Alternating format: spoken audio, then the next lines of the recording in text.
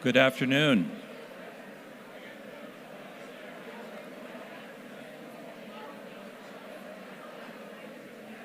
Good afternoon.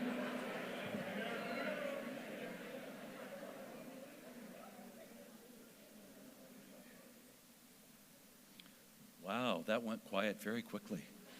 That's great. I'm Father Jim Voice, the Vice President for Mission and Ministry, and it is my privilege to welcome, I see we have a number of visitors here on campus today, to welcome all of you to this presidential address. And as we begin, let's take a moment of quiet to consider where we are in the day, the things that have been stirring within our hearts, and to bring those in a spirit of calm and tranquility into the presence of our loving God.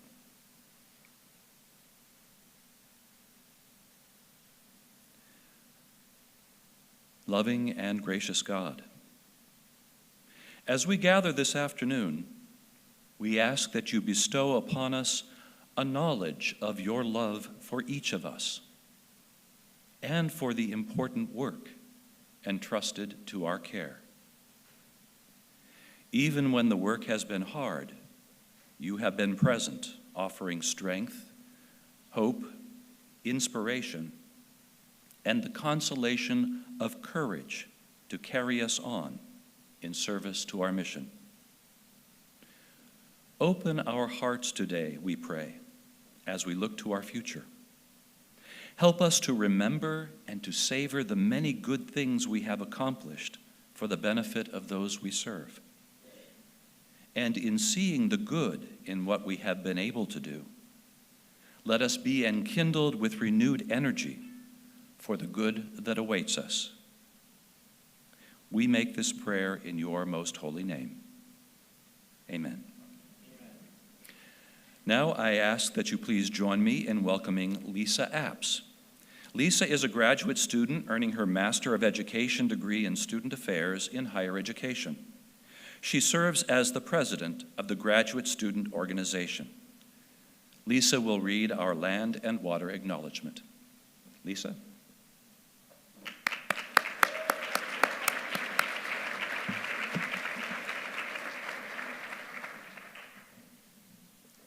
Hello, good afternoon. I'm Lisa Apps, the president of the Graduate Student Organization. I will now read the Marquette University Land and Water Acknowledgement. As we gather here today, we are mindful that our campus and Milwaukee are the homelands and waters of the Menominee, Potawatomi, Ho-Chunk, Fox, Mascoutin, Sauk, and Ojibwe nations, who have known these lands and waters as relatives for a millennia, and whose descendants, along with many other tribal nations, remain our hosts. We are mindful of our responsibility to practice good relations with the land and water as elders and ancestors, past, present, and emerging, have done. Our responsibility entails acknowledging these cultural traditions that inform good stewardship of our environment and practicing ongoing good relations with the sovereign nations who care for it. In the spirit of reconciliation, we can authentically create the conditions of hospitality for current Indigenous students, community members, and all yet to walk with us. Now it is my pleasure to introduce Abby Morovec, the Program Vice President of Marquette University Student Government and Junior in the Klinger College of Arts and Sciences, to give today's welcome.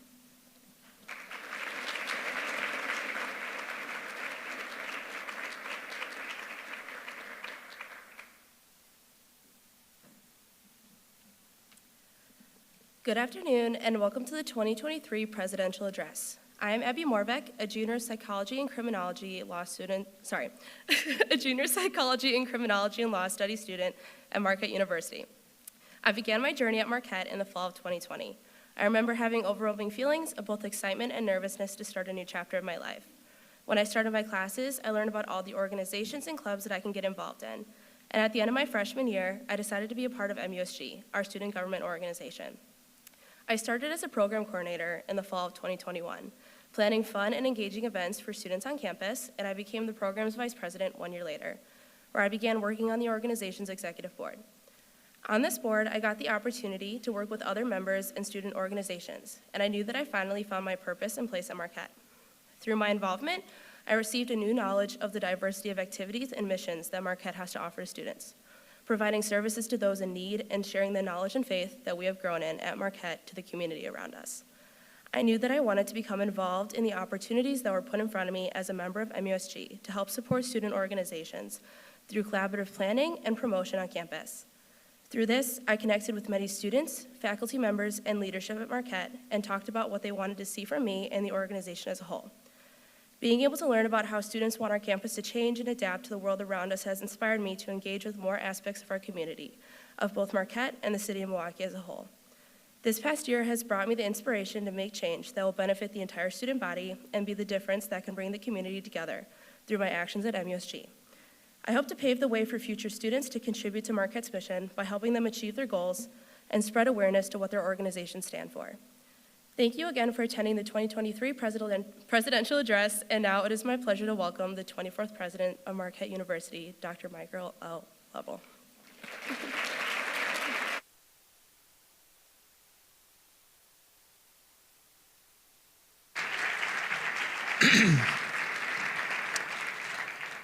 Well, thank you, Abby, and I'm going to welcome all of you to today's address. And this snowy day in Milwaukee, I don't know how it always turns out, but it always seems to snow on the day of the presidential address.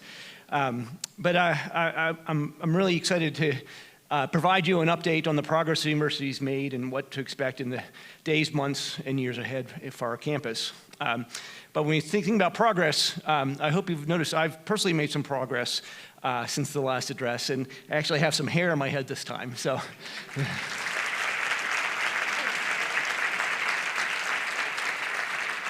And in all seriousness, I stand before you today, I really feel healthy and strong, and I just want to thank you all again for your continued support that you've given me over the last 16 months.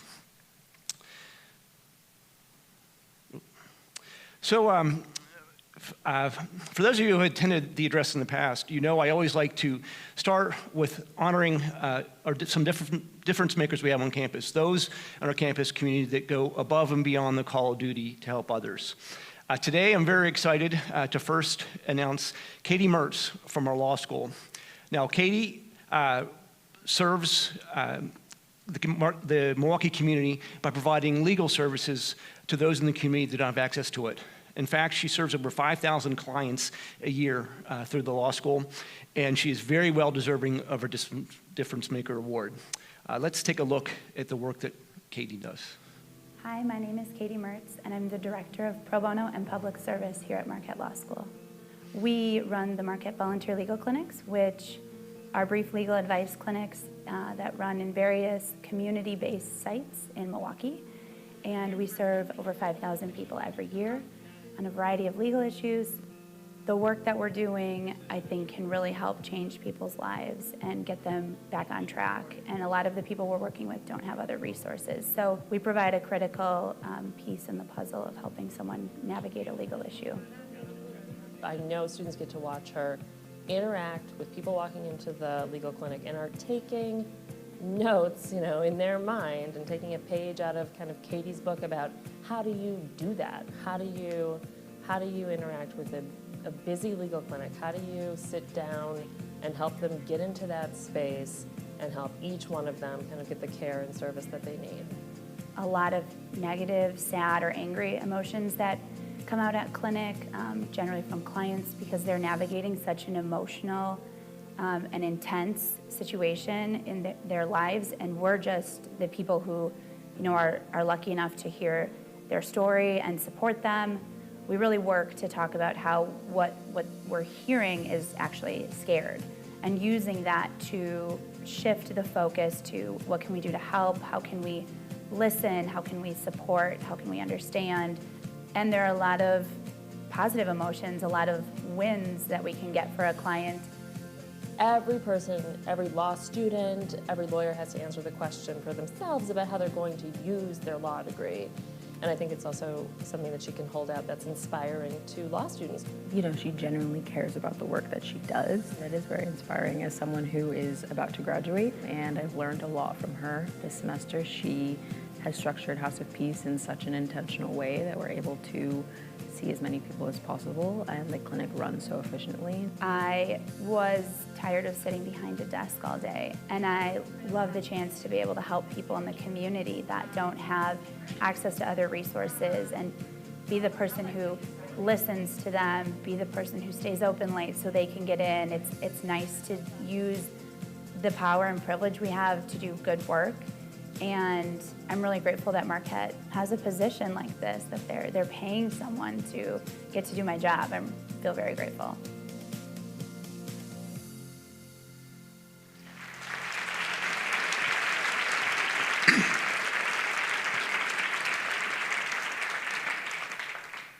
Now, throughout the year, I highlight a number of difference makers, and I'm going to invite all of them to come up in a second on stage to get their awards. But before doing so, I'm going to reintroduce you to the other difference makers we've honored this year.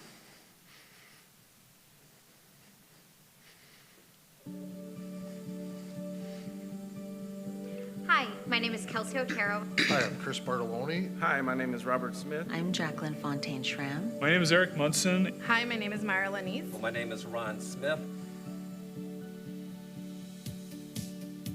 2 words define Kelsey. She is a collaborator and she's a facilitator.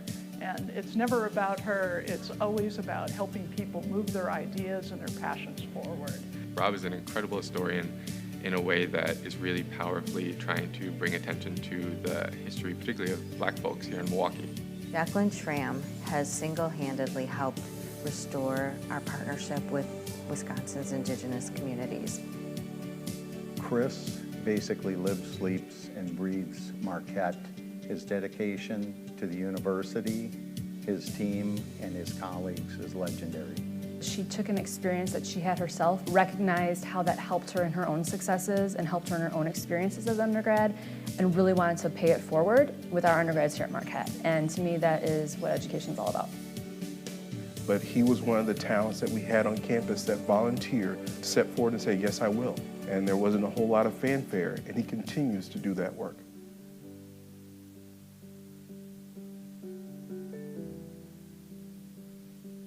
I am most proud that the 707 Hub has helped to cultivate a culture of innovation on Marquette's campus. I hope my kids see what my wife and I do and other family friends do, and that they'll be the torchbearer for the next generation. Hopefully we can be role models for someone else to get involved. Really, our mission is to do some cool projects with cool folks here on campus and across Milwaukee's various communities. As a First Nations woman, one of the most important endeavors I have here is to make this place feel like a home away from home.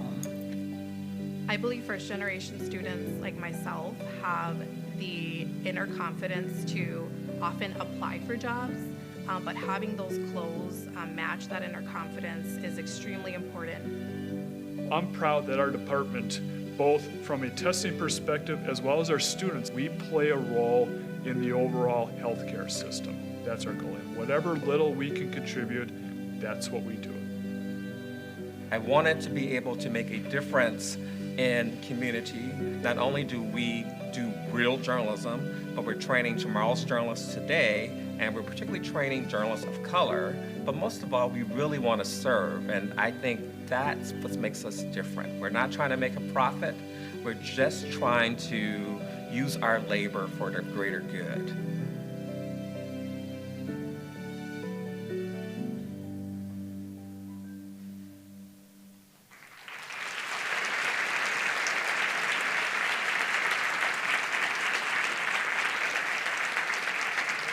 I'd now like all our difference makers to come up to the stage to receive your awards.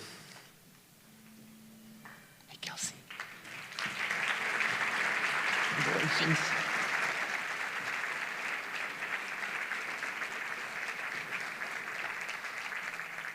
I'm so glad you can make it today.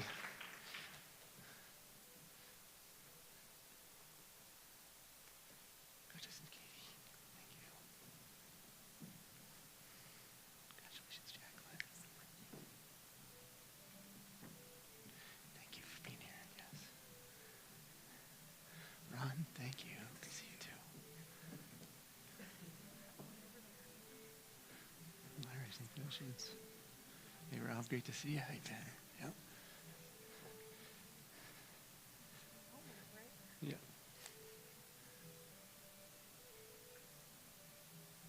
Okay. Thank you guys so much. Thank you. Yeah.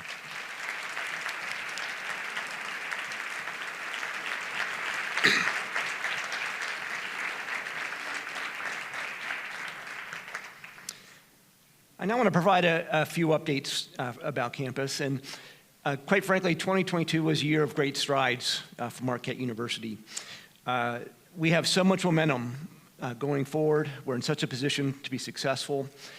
In fact, I've been in higher ed over 25 years, and I can honestly say there's something really special happening right now. When I went to prepare my address today, after I went through the first draft, I had to cut out at least 25 or 30% of it because it was too long, because so many great things are happening on our campus. So what you're hearing about today is just a fraction of the great work that's happening at our university. I'm going to start my updates by introducing three leaders that joined us this year. The first is Dr. Tara Ballarjan, who's our Dean of the Libraries. She's no stranger to us. She's been at Marquette since 2011. She formerly served as acting dean and was the assistant dean for digital scholarship. I got to know a fun fact about Tara last December when we were handing out donuts to students during finals week at the library, and I found out that we are both big fans of alternative 80s music. So let's welcome Tara. Where is Tara? Where is she? Oh.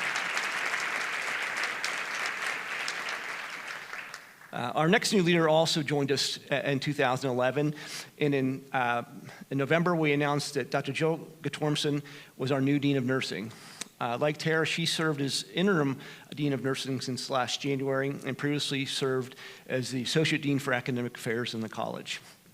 Something you may not know about Jill is she has great prowess in the classroom, and she was our 2018 Rayner Faculty Excellence Award winner for the university.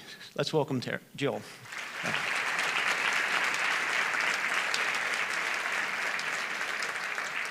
And our final new leader I'd like to introduce to our community is Dr. Chris Navia. She is our Vice President for Inclusive Excellence. Now, Chris most recently came to us from Texas A&M Corpus Christi, where she served as the Chief Diversity Officer. Now, rumor has it, Chris has a basketball hoop in her office, and she often schools the provost in games of one-on-one. Let's welcome Chris.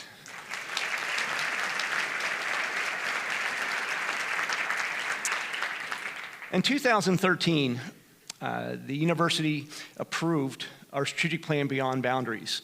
And within that plan, we had 6 themes. And as I'm going to go through some updates today, I'm going to order them in the themes of our strategic plan. The first theme I want to talk about is social responsibility through community engagement. And one of the ways we are moving forward in our community engagement efforts is the President's and Chancellor's Challenge. And we are joined today by our continuing partner, Johnson Controls, and our new partner from Crosstown, UWM. This year's challenge was to create cross-disciplinary teams to address poverty facing Milwaukee and its root causes and its effects on our community. And before getting to our award winners today, there are 3 people I would like to recognize that shepherd everyone through the President's Challenge process. Dr. Jean Hasselmlop and Kelsey Otero from Marquette, and Dr. Chia Vang from UWM. They did a great job getting a number of high-quality proposals that led to the 3 that were selected today. Now, to help me introduce the award winners, I want to bring up my good friend Mark Boney from UWM and Brenna Hawley from the Johnson Controls Foundations to announce the award winners.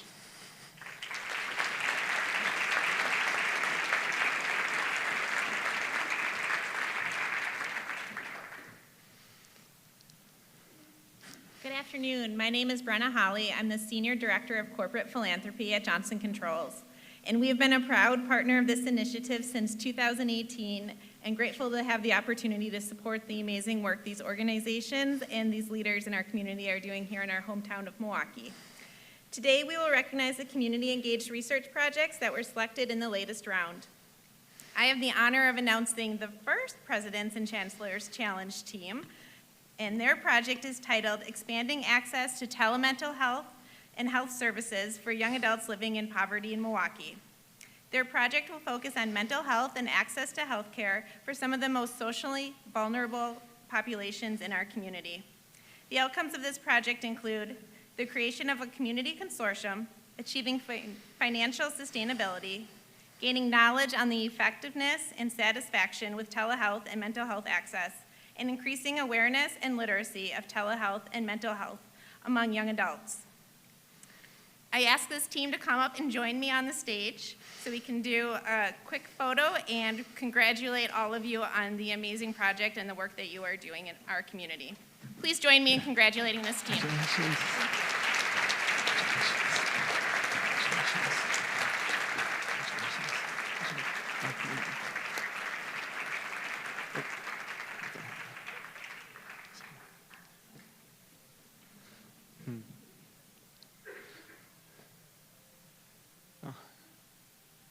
Okay, thank you.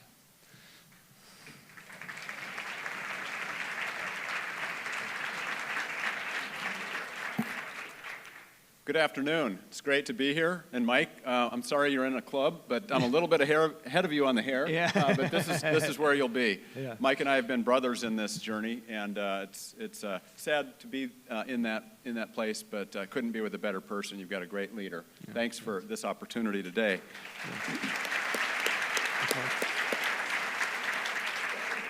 I am tremendously pleased to be able to be part of this incredible announcement of the President's and Chancellor's Challenge. This was the first year that UW-Milwaukee participated. It's a crosstown collaboration to address one of the most vexing issues that we all know affects our community and beyond. So this is something that really brings together the best of our faculty, our staff, and students to address this challenge. I think putting our best and brightest together is one of the greatest ways that we can make a leading difference in people's lives. And I'm so pleased that Mike and I are so aligned with respect to this and many, many other partnerships between our two leading universities. I have the honor today of introducing the second team. Their project is titled HATCH, and that's an acronym, and it stands for Healing Adversity and Trauma Through Conversation and Hope. This community and university team, and when I say that, it really does have a tremendous number of community partners as well as university partners. They'll promote the absolute importance of social connection and mental health among adults facing significant economic implementing risk. Implementing trauma-informed and culturally responsive services through HATCH aims to enhance Milwaukee area W-2 programs, particularly for those recently out of prisons and other challenged populations. Outcomes of this project are fourfold. They include strengthening mental health referral networks for agencies, along with integrating mental health service sessions within agencies. Second is training partner organizations to ensure long-term sustainability of services. Third is conducting a program evaluation of HATCH services and an understanding of participant outcomes from those services. And finally, expanding the HATCH model into additional agencies serving economically vulnerable adult populations. What we're really seeking with this and all the projects is scale and sustainability, and it really reinforcing existing projects. I now ask that all of those who are here with this project to please join us on stage for the recognition and photo, and let's congratulate this outstanding team.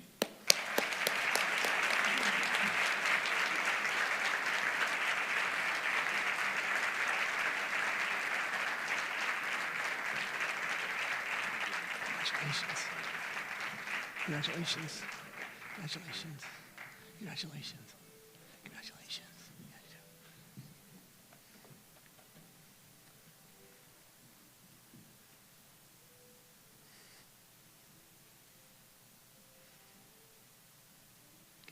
Thank you. Take it. Take it.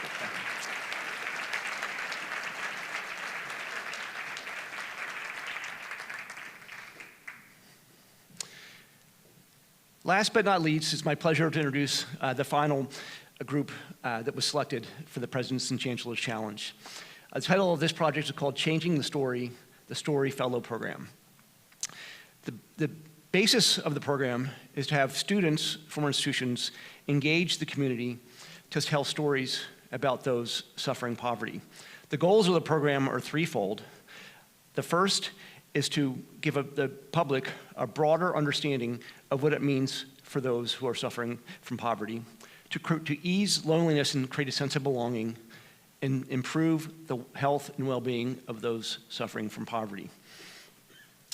This project, like the others, will make a tremendous impact, and believe it or not, there are 9, that's right, 9 community organizations that are part of this, and just think of the breadth of the impact that they'll be able to make with those from our campus community.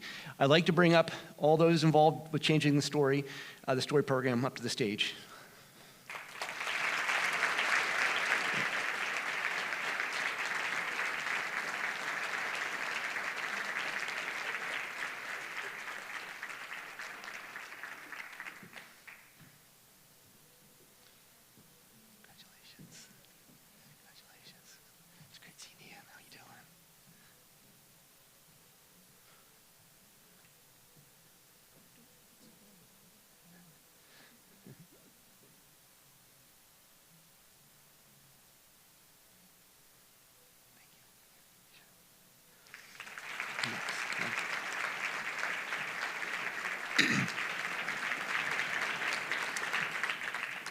I again want to thank UWM and Johnson Controls for being such great partners.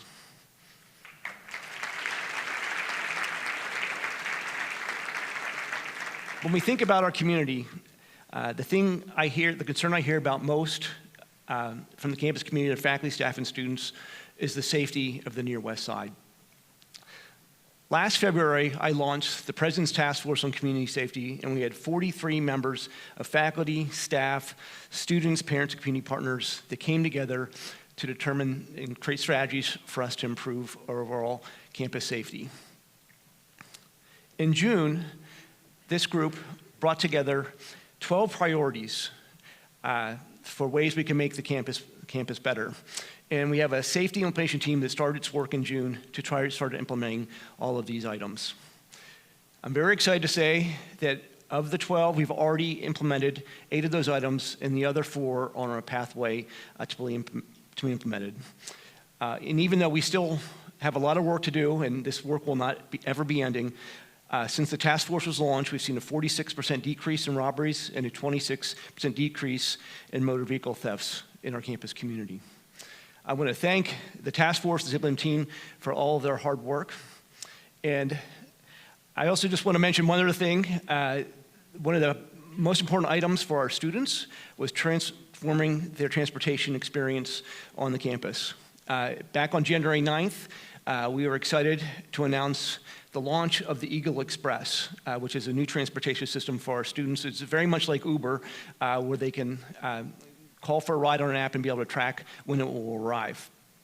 To date, in the first few weeks, we've had more than 4,000 rides. We've had 27 downloads by our students. And I think what I'm excited about is the average wait time, and I know we still have kinks to work out, is less than 10 minutes for each ride.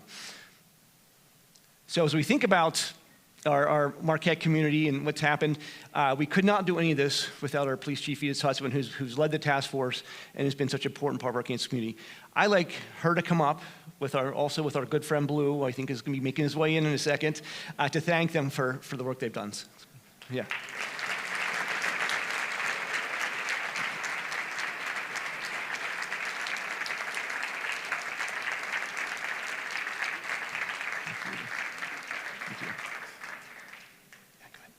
Good afternoon, everyone. President Lovell, thank you so much with trusting me with the role of task force chair. It was truly an honor, and it was quite humbling to be given that responsibility. I share President Lovell's recognition and gratitude for the diligent work of the Community Safety Task Force. If any of you are here today who were involved in the steering committee or on one of the 5 work groups, could you please stand? Don't be shy.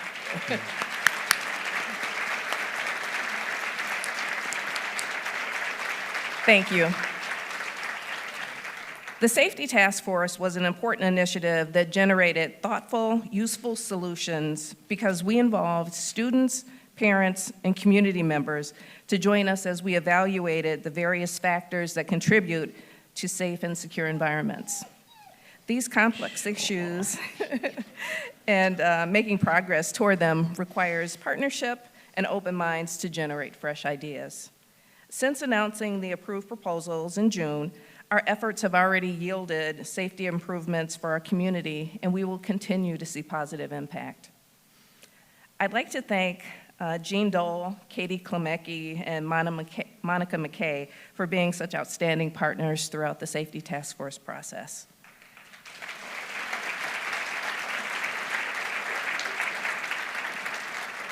Lastly, I want to thank the women and men of MUPD. Your daily dedication to the safety of our students, our faculty, staff, and all of our community members is greatly appreciated. Thank you for what you do.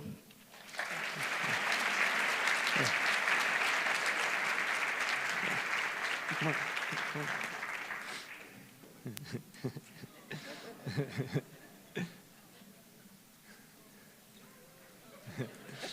Thank you. Thank you.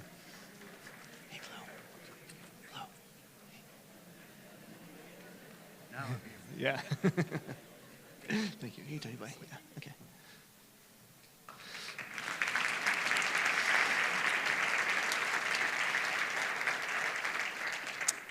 And the second theme that I want to touch on today is a culture of inclusion. And when you think about our current campus community, our student population is the most diverse it has ever been. We had 23% of our students were first in their generation to attend college. The number of African-American students in our freshman class was 6%, Hispanic students were 15%, and these both have doubled since the year 2014. And I want to make a special highlight to our Urban Scholars Program. We're going to see DJ Todd here a little bit later in the program. But from the launch of the program last year, we brought in 43 scholars. We retained the 43 of the 44 in the second year, and we brought a quota of 46 more scholars, and it's been a very successful program. So thanks, DJ.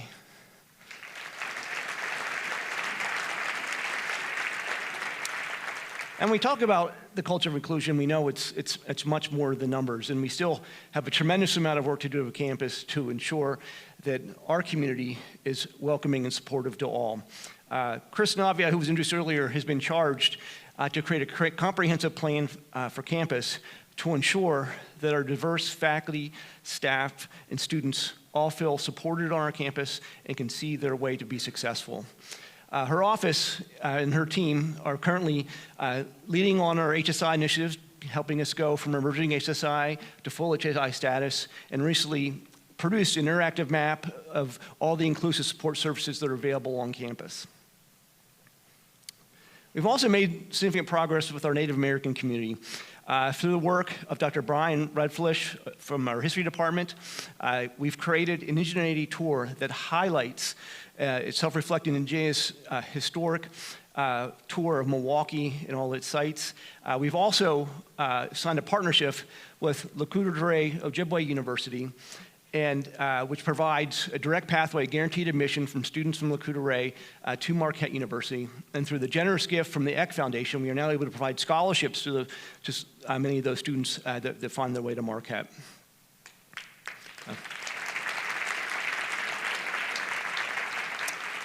And today I'm unveiling the design. We heard the land and water acknowledgement earlier. We actually are going to have a physical marker of the land acknowledgement right outside of the union here.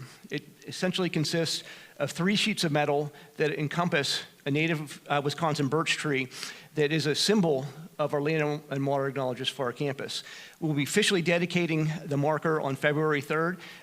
Look for announcements if you want to try to attend. And again, it's going to be right on the southeast corner of our commons here.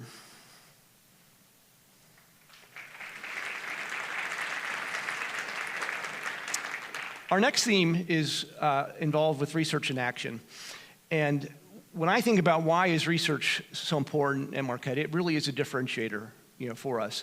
It allows us to attract the top faculty, allows us to give our students a very high impact practice, and allows our campus community to make a difference in the lives of others. Under the leadership of Jean Hasselop and supported by an amazing Office of Research staff, we have increased research expenditures by 70% since 2014. We are second among our 27 AGCU peers in research expenditures. Our faculty remain amazingly productive. Last year alone, our faculty, staff, and students produced 25 books, over 500 publications in book chapters. We are again on target again this year for I don't know how many consecutive years to set another research record for the campus. And it's no wonder, because our faculty and staff and students have been so successful in obtaining large research grants. Again, this is just a sampling of some of the grants that have come in this year. We had several multi-million-dollar NIH grants studying things from diabetes to MS to finding ways to better treat cancer. Our faculty are doing groundbreaking work to help others' lives. Likewise, we have a litany of NSF grants we've come to campus, some of them very large. And I just want to point out, it's from every corner of campus. All the schools and colleges are doing such great work in terms of finding ways to contribute to knowledge and to make a difference in the world. We also had 3 faculty this year from history, political science, and strategic communication receive the very prestigious Fulbright Scholars. You know, these are really hard to get, and we should be really proud of the fact that three of our members of our community were able to obtain these. Again, you know, I'm only showing a snapshot of what's going on our campus, but we all should be very, very proud of the strides we've made in this theme.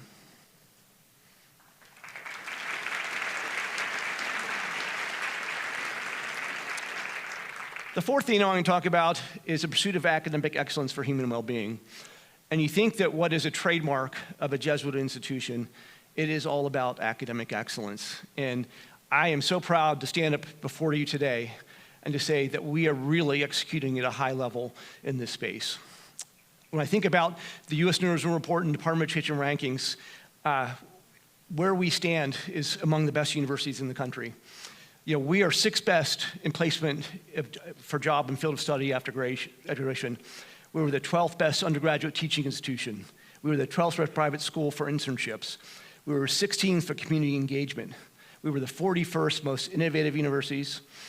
And it's because we have a 13-to-1 faculty-to-student ratio, and our faculty really make a difference in the lives of our students and provide that high-touch education. I'm most proud of being ranked 12th best undergraduate teaching and 41st most innovative university, because those of us that do the U.S. News rankings knows that most of it is just checking boxes for institutions. To actually get in these 2 categories, other presidents and chancellors have to write the university in. So we are recognized among our peers for our teaching and our innovation, and that's a great place to be.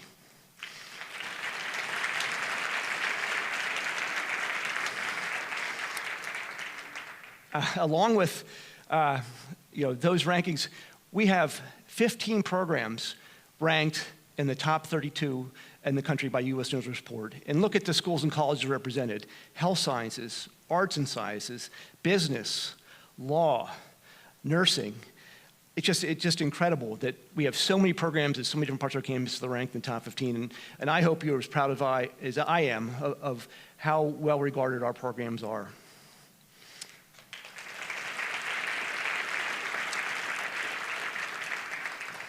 Our next theme revolves around the sustainability of valuable resources.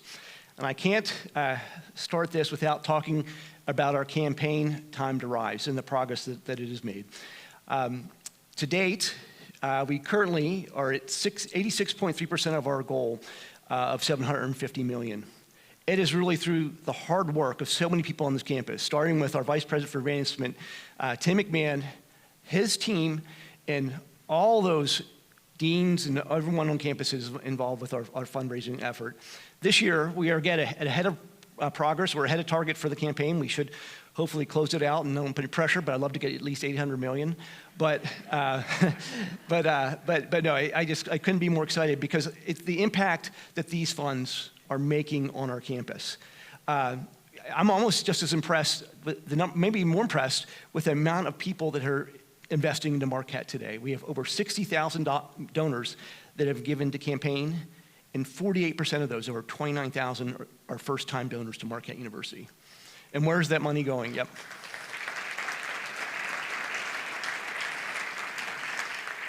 The largest pot of that money is going to scholarships. About $265 million of funds that are providing a way from students from every walk of life to come and get an education on this campus. We have more than $127 million for faculty excellence. This includes 10 endowed chairs, 40 faculty advised funds for research, for new academic programs, for graduate student support. We should be very excited about the things that are happening, in terms of the faculty investment. And I'm going to share later some progress we have in terms of our facilities and master plan. But we've raised $152 million for the capital projects, including our new business school, where we're fully fundraised at $60 million.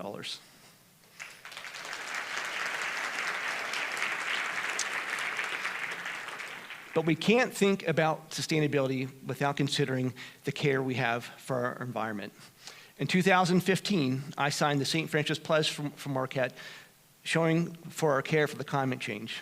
In the same year, Pope Francis published the encyclical Laudato Si, a care for our common home. In 2021, the Vatican then followed up with a Laudato Si action plan that had 7 themes and some goals for institutions like Marquette to try to strive for. Today, I'm very excited to announce our recommitment to sustainability, and we'll be now launching the Laudato Si Task Force so that we can meet the standards of the Vatican's Laudato Si action plan. This effort is going to be led by Laura Striggins from Facilities and Planning, Father Jim Voice, and Chelsea Malakara, who is our sustainability coordinator on campus. Look in the coming weeks, look for announcements on ways you can get involved in this effort.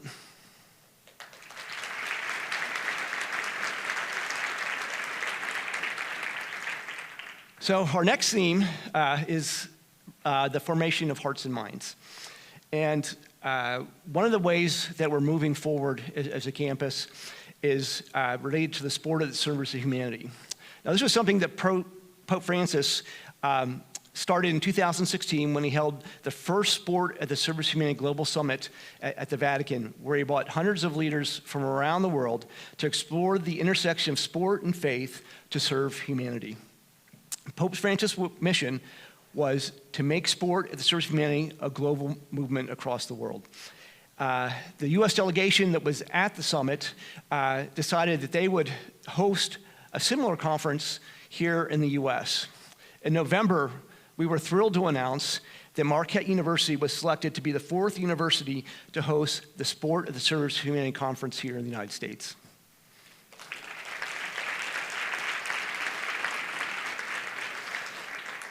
So many of your colleagues from across campus have been working diligently already for the conference planning. This effort is led by Kate Brosh, who was able to actually meet the Pope this past September to get this kicked off with the process. What I'm really excited about as well is, since we made the announcement, the number of community partners that have stepped forward and want to be part of the conference and help us planning and help us execute on it. Professional sports franchises, the Chamber of Commerce, the Archdiocese of Milwaukee, they've all stepped forward.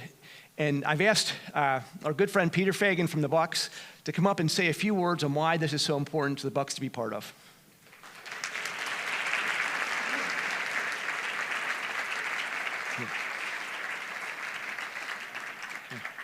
Thanks, President Lovell. I think the first thing to say is there's very few times when Mike calls on the phone and I don't say yes before he says hello.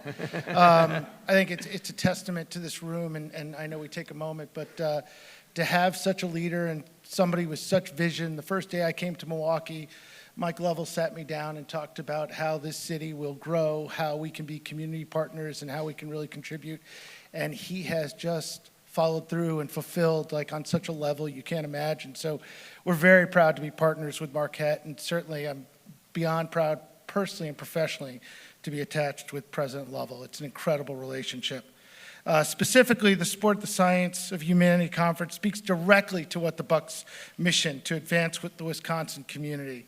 Through socially responsible programs, initiatives, collaborations with community partners, we're beyond proud to partner with Marquette University. And it was really important for the Bucks to partner alongside the Brewers and the Packers to share our commitment to how we can make the world a better place through sport, especially the role of professional sports plays in the city of Milwaukee and the state of Wisconsin and our country. Sport builds a sense of community, it brings people together, and it brings out the best of us. Service is at the heart of both the Bucks and the Marquette community, and there's no greater time to act as social agents of change than now. Thank you for putting us in your community. Thank you.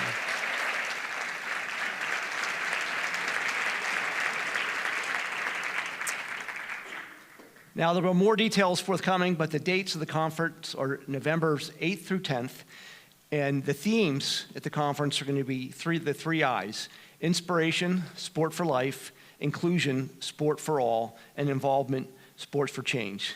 Now, the conference is going to include leaders from around the world, but it's invitation only, but it's going to be digitally captured, so all of the program that happens will be available to everyone.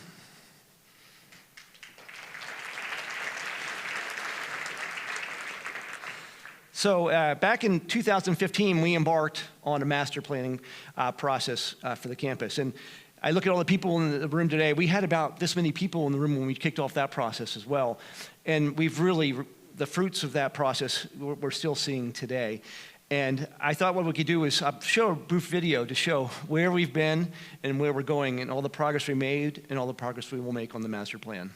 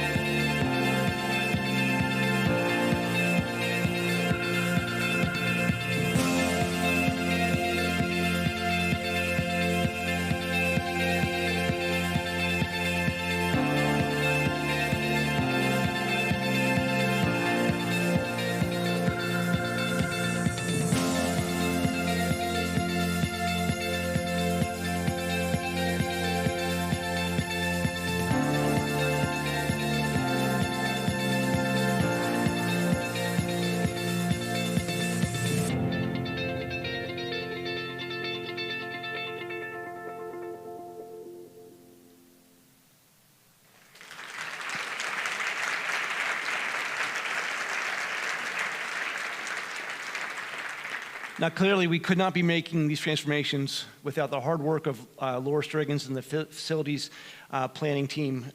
Quite frankly, I look at this and I'm amazed of how much work we're getting done and how I know that they must be so busy right now. So thank you.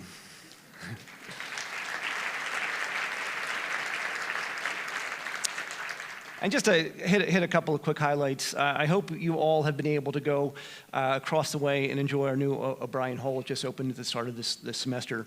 What makes me so excited about being in the building is that I see the vision of our former dean, Joe Daniels, everywhere I go in the building.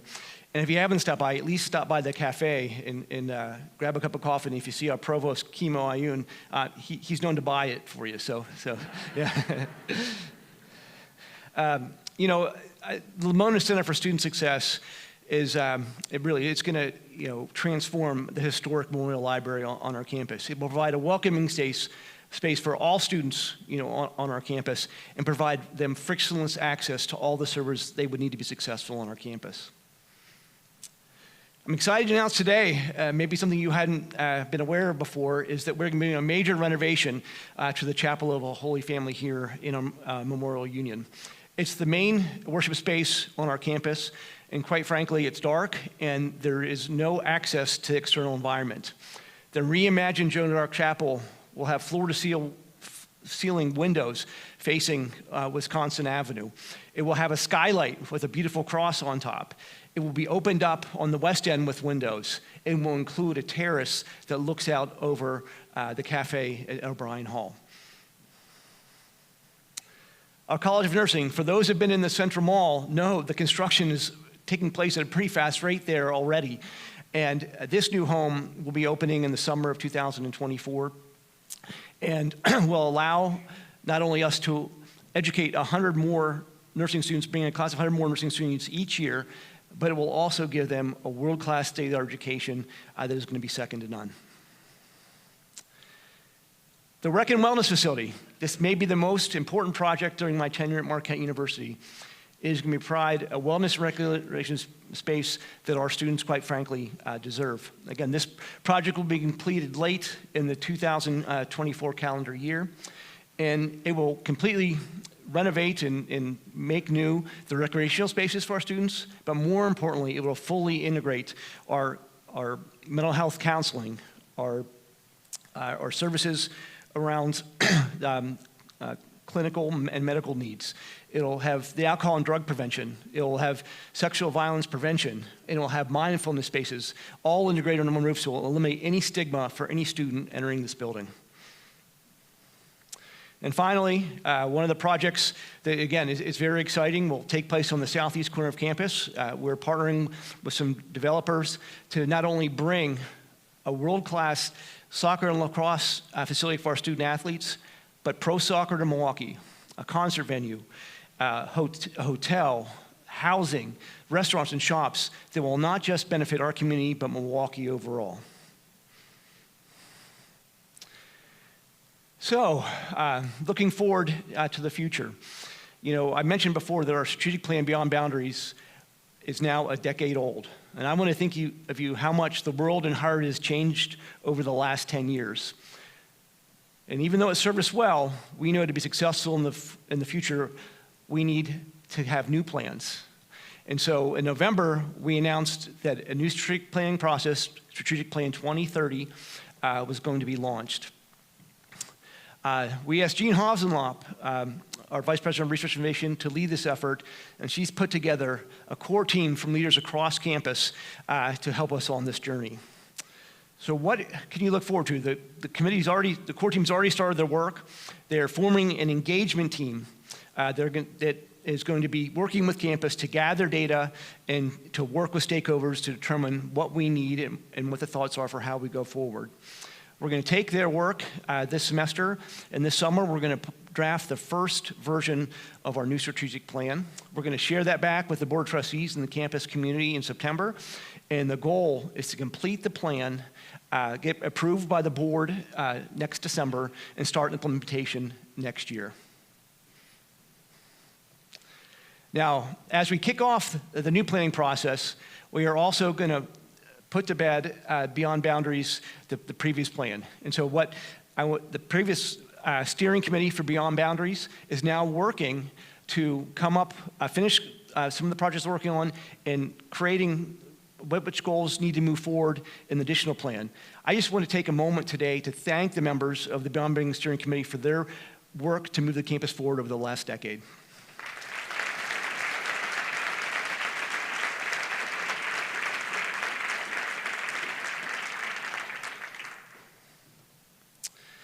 So, wrapping up today, I wanted to just go back and remind us, with all the great things that are going on here at Marquette, we just need to always remember that we're students first, and providing a transformational education for our students is the most important thing we do, because we make a world a better place when we do that.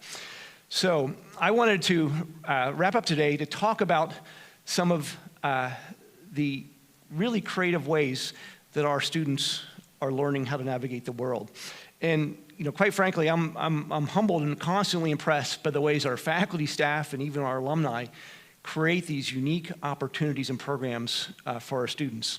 I'm going to be highlighting 4 of them today, but when you see these, it always reminds me that we are following in the Jesuit tradition of constantly, getting better, the Magus, in creating new opportunities, for our students and providing them something that, quite frankly, is second to none. And when I see what we're doing, it's no wonder why people look at us and say, we're one of the top, most innovative universities in the country. The first project that I want to talk about is called the Coral Collective. And this project, the genesis of this project, came from an alum, Angelo Trezzola, who approached Provost Ayoun and Sarah Feldner about the idea of co-creating a firm where our students and professionals work side by side to create high-end solutions for customers. He wanted to name this. Angelo's advisor was a longtime faculty member named Carl Schrank, and this is where the genesis of the project came from. But this year, we were actually able to execute and implement what is now the only type of program in the country of its kind. And our students are now working with professionals from Trezzola for real clients, solving real problems that are really important to people. And I want to thank Eric Brooks, who was a local program coordinator, and Dave Wilcox from our communication school for overseeing this project. And I also want to thank our students who took a leap of faith to get involved in this and have really been helping drive it forward. So if we have anybody from the Coral Collective here today, could you stand up so we can recognize you?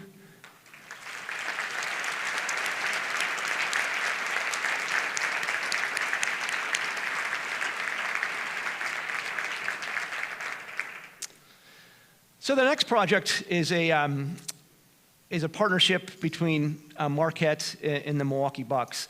And again, the initiation of this project was actually started by Timothy Theogragian from the Bucks when she learned about our Urban Scholars Program.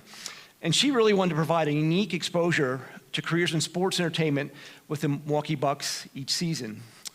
So she worked with the university to create the Bucks Fellowship for selected juniors and seniors in the Urban Scholars Program. I'd now like to bring up Timothy, Peter Fagan, and DJ Todd as the Bucks draft their first Urban Scholar.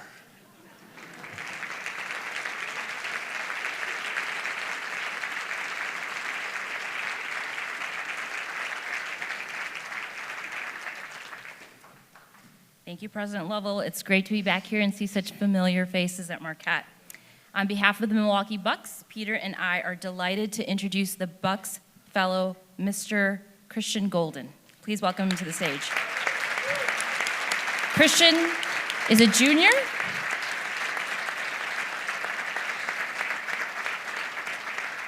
Christian's a junior at Marquette University studying corporate communications and entrepreneurship while serving as the president of the Urban Scholars Program.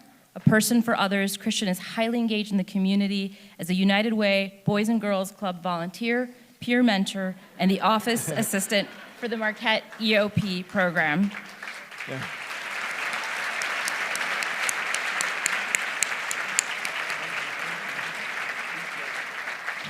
We are confident that he will be the difference as he joins our team as the inaugural Bucks Fellow. Thank you.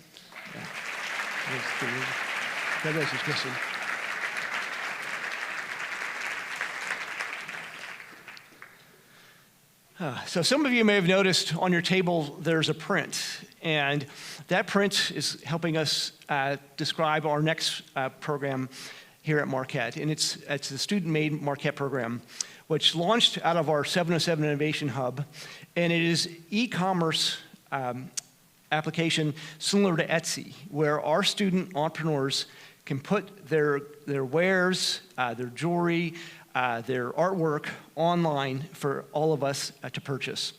Again, we are the first university in the Midwest to have such a site and such a program for our students. And starting on February 1st, we can all purchase things from our students.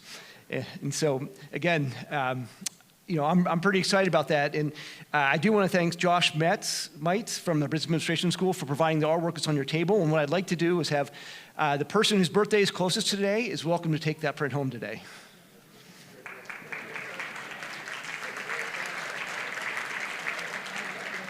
Okay.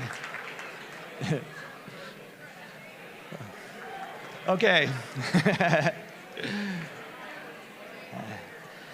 Yeah. Okay. Hopefully you've all figured out who's going to take the print home. Yeah.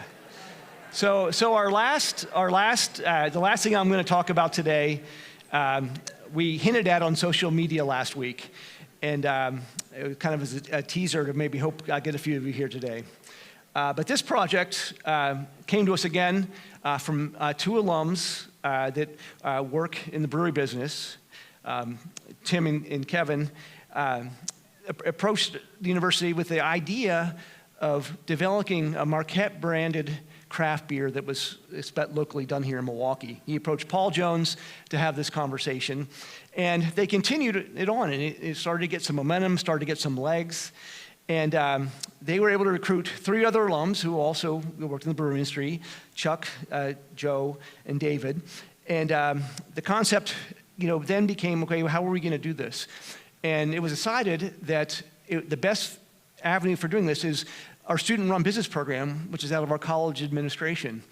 And following that program, which has produced several successful businesses in the past, this fall, when we hired the first 4 venture associates, Will, Connor, Gracie, and Jackson, B&G Brewing LLC was formed. Now, I had a great thrill early this month because for the first time in my life, I got to be part of making beer at their inaugural brew date. And I would just say that, again, this is a very innovative and exciting way that we can provide our students with a very unique experience while they're still on our campus. So I would like to invite all of the members of the B&G team up on the stage when we unveil the first beer. By the way, thanks to the Bucks, we're going to be able to sell this at National Marquette Day at 5 Star Forum. Yeah. So.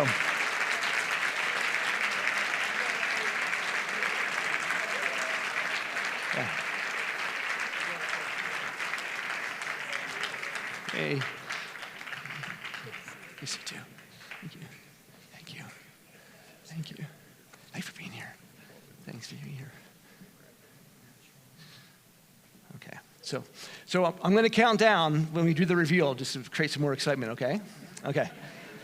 3, 2, 1.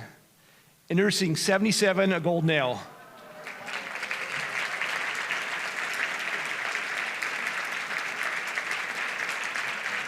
Oh, you almost can switch. Yeah.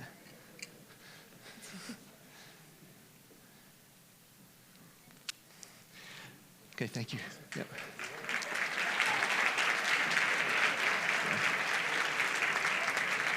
So, at every table underneath the chair, there's one ticket. And so if you happen to be sitting in a chair with a ticket, out in the lobby, you have both the t-shirts and a koozie holder that you'll be able to get.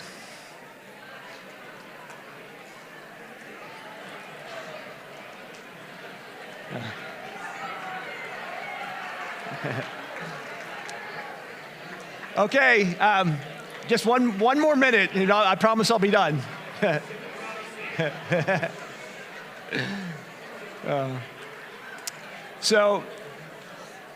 So I want to thank everyone for coming today. I look forward to engaging with many of you.